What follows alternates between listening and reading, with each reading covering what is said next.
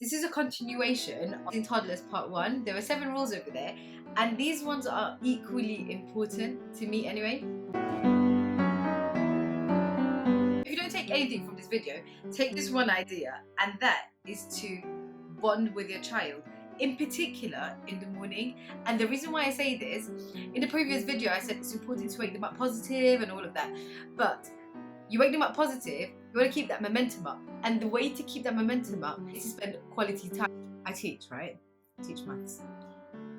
Now, when I know there's a topic that is going to be quite boring, or it's going to be sort of long-winded, and I can maybe sense that they're not going to love it so much, I almost always start with an interactive and fun starter in the lesson. And the reason why I do this is because once you start the lesson with something fun and interactive, the rest of the lesson is just so smooth.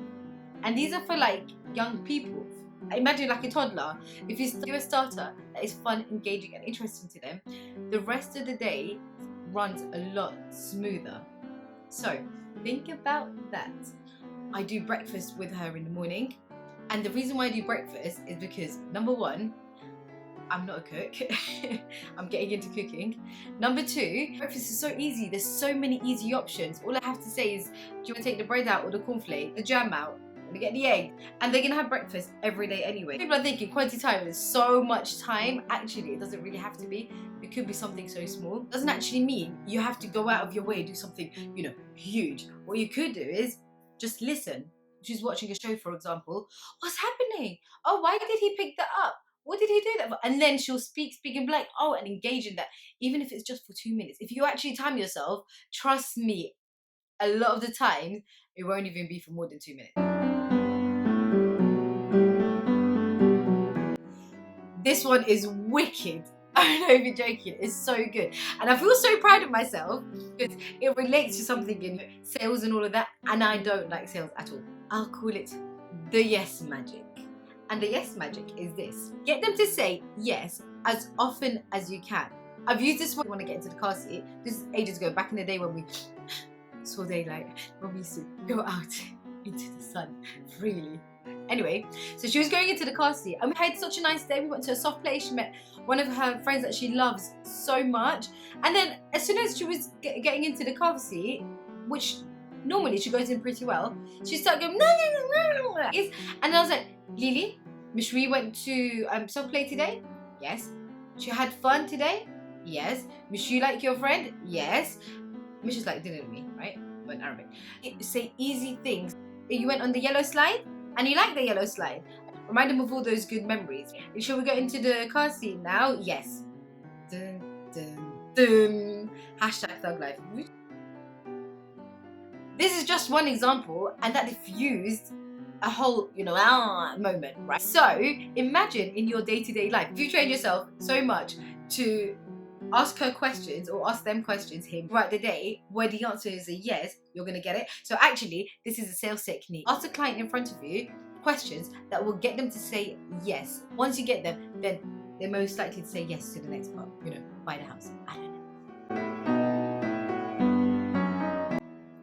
On that yes note, avoid saying no. When we say no to something, they know what they shouldn't be doing, because we said no, don't do this one specific thing. But then we also leave them so many routes of what they could do. And again, they're learning. They don't know what they're supposed to be doing in life, in the world. They're 2 or 3 or maybe 4. Tell them exactly what they should be doing. Don't jump on the bed, jump on the floor. Don't do this, do this. Once they know what you've expected for them to do, things are just much more simple. Takes a decision away from them. How are they going to know what to do? Rather than saying, don't do something, give them an alternative and tell them what to do instead. Keep picking their nose. I don't know why my daughter picks her nose and then she eats it. I don't know why. I don't know where she got it from. I don't do it. Don't judge. If she does it, then say, stop picking your nose, or let's tickle your nose from the outside, and there you go like that. She's probably itching. If they've got a younger sibling, or if they're playing with a younger child, right there, don't hit them. Let's use gentle hands. And I need to remember this because I wasn't feeling the greatest today. No, I didn't. But then I find that when I'm not feeling my greatest, I'm not giving them as much as I can, or I'm not creating, that positive atmosphere that we're talking about and all of that. Especially when we're in lockdown. I used to love lockdown right at the beginning until maybe 2 weeks ago. They want to go out. I want to go out. I want to take them to like a soft play where they can just, run wild. But obviously, that's not going to happen anytime soon. The least I can do is create a positive environment around them. And it's not going to happen when I'm not feeling very happy and I'm not feeling very positive. Quick tip, spray your nicest perfume. It makes such a difference. Light up a candle, take a breath. As simple as it is, I forget to take breaths all the time. And I remembered it today when she spilled all my accessories onto the floor with this massive cluttered bag that I was putting off for so long. And I found myself going really tense. And then I don't know how I remembered, I don't even know, but to breathe. And when I breathed, it felt so much better. I was like, put lipstick on. Even if you're not going out, lipstick is the easiest makeup to put on. Watch how your mood changes when you put a little bit of lipstick on. Maybe concealer, a bit of, foundation, whatever. Wash it off afterwards, but just feel good in that moment. And then it'll make your day go much better. There's this one point in my life where I was feeling so down. And normally, if I'm feeling down, I'll bring myself up, or I'll go and Google and I'll type in, how to stay positive, etc. and then go back to that. But this time, for some reason, I don't know if it was hormones, or I don't even know what it was. Then I was listening to this podcast, and then he said, very difficult to stay unhappy when you're humming a cheery tune. So I was walking down the street and I was like, actually, it is really difficult. Actually, he's right.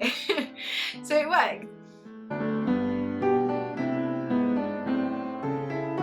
If they're 2 years old, they've only existed on this world for 2 years. Imagine you at a new job and you've been there for 2 years. You're not gonna know everything.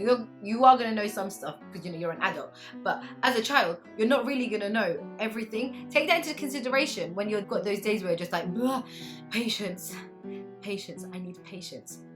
They're learning. They don't know they're not supposed to do something. We teach them that they're not supposed to do that thing.